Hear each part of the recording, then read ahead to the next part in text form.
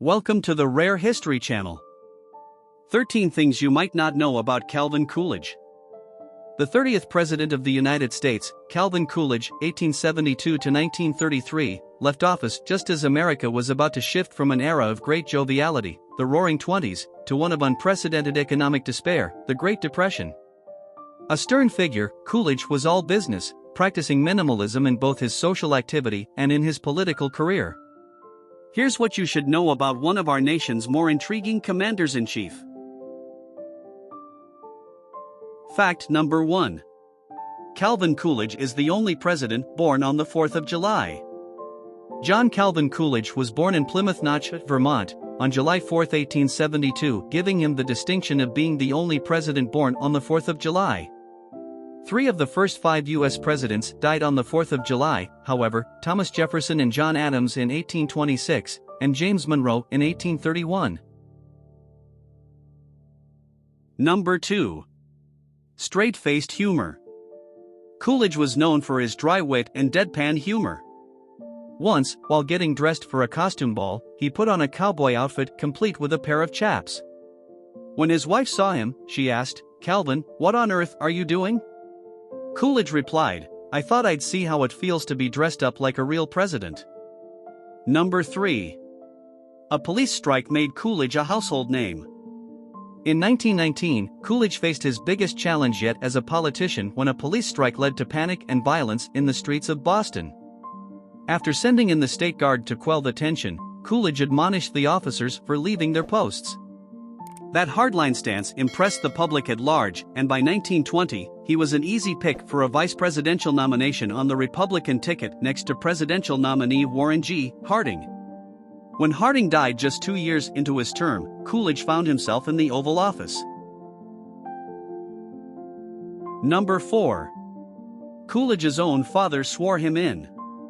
In a moment that had never transpired before and has never been repeated, Coolidge was sworn into the presidential office by his own father, also named John Calvin Coolidge. The pair found themselves together while the younger Coolidge was visiting his father in Vermont. News arrived of Harding's sudden death, which prompted Coolidge Sr., a notary public, to swear in his son in the middle of the night. Number 5. Coolidge was popular for doing nothing. In contrast to presidents who had a heavy hand in American affairs, Coolidge captured the public's favor by essentially doing nothing.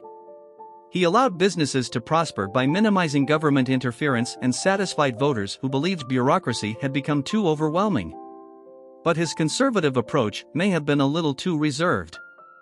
He's quoted as saying that he spent much of his presidency avoiding the big problems.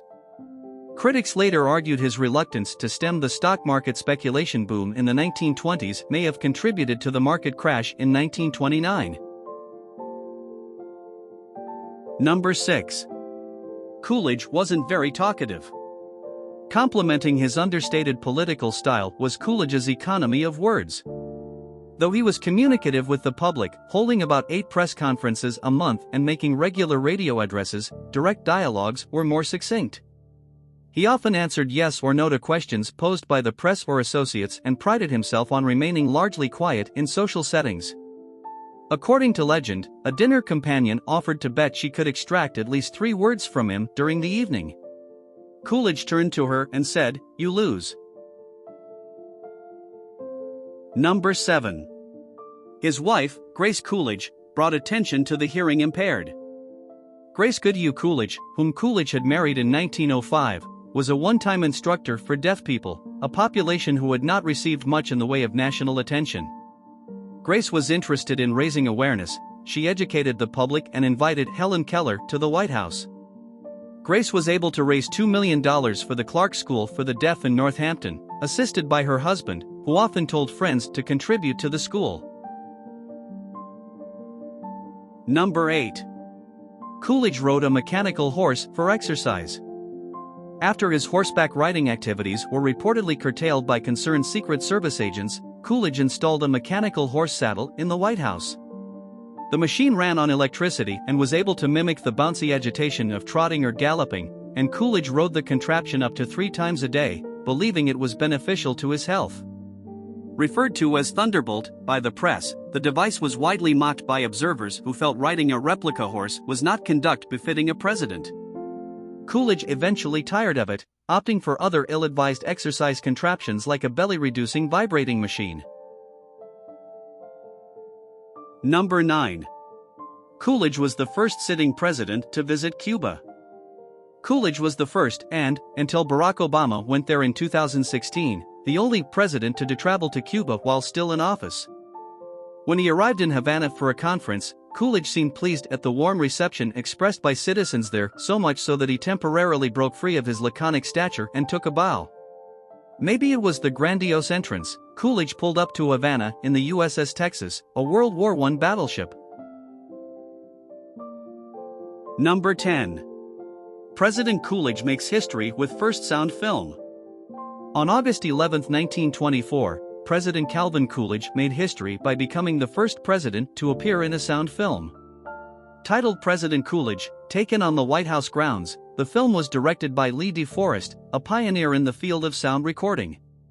The film was shot on the White House grounds and featured Coolidge delivering a speech about the importance of the American Constitution. The film was a major milestone in the development of sound recording technology and marked the beginning of a new era in presidential communication. Number 11. Coolidge pardoned a raccoon. Coolidge was very fond of animals, collecting everything from cats to birds to lion cubs that he rightly named Tax Reduction and Budget Bureau. For Thanksgiving in 1926, an admirer sent him a live raccoon with the suggestion he cook it and consume it as part of the family dinner. Wary of sampling raccoon meat, Coolidge pardoned the animal and it soon became a close friend of his wife's and was given the name Rebecca Raccoon. But the pet's undomesticated status became a source of contention among the Secret Service. She was prone to ripping up furniture and speeding through the White House. Rebecca was eventually donated to a zoo in 1928, Coolidge's final full year in office. Number 12. Medium in the White House. Following the tragic death of their teenage son, Calvin Jr., Coolidge and his wife Grace turned to spiritualism to cope with their loss. They held seances in the White House, led by a renowned medium, in an attempt to communicate with their deceased son. Number 13. Coolidge was elected to political office the same year he opened his own law firm. Coolidge was an engaged student. He graduated with honors from Amherst College in 1895, then earned his law degree. After passing the bar, he opened a firm in Northampton, Massachusetts, in 1898, and was elected to the town city council. That modest office sparked an escalating interest in politics that led to his election as governor of the state in 1918.